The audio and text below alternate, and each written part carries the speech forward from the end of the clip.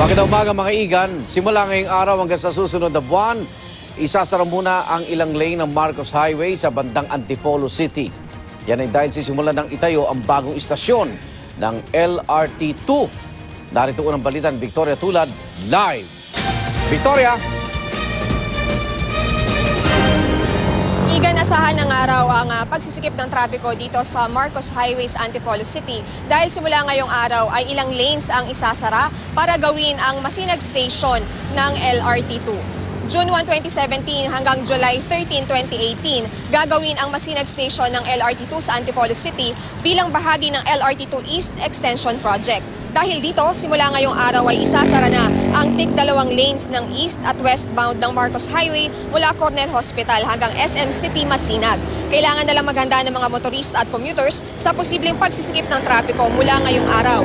Ang mga motoristang manggagaling ng sumulong highway papuntang Cubao o C5 ay maaring dumaan sa A. Bonifacio Avenue at Aurora Boulevard o sa Ortigas Avenue. Ang manggagaling naman ng Cubao o C5 ay maaring dumaan sa A. Bonifacio Sumulong Highway.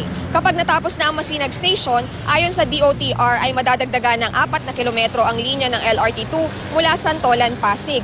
Ang dating 3 oras naman na biyahe mula Recto, Maynila papuntang Antipolo ay magiging 40 minuto na lamang. Bukod sa Masinag Station, magtatayo rin ng LRT Station malapit sa Santa Lucia sa Cainta at tatawaging Emerald Station.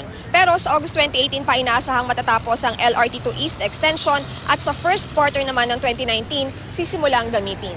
Igan, sa mga oras na ito ay wala pang isinasarang lanes dito nga sa Marcos Highway sa Antipolo City. Pagdating naman sa daloy ng trapiko, sa ngayon ay maluwag pa at tuloy-tuloy yung takbo ng mga sasakyan sa parehong direksyon nitong Marcos Highway. Igan? Maraming salamat, Victoria Tulad.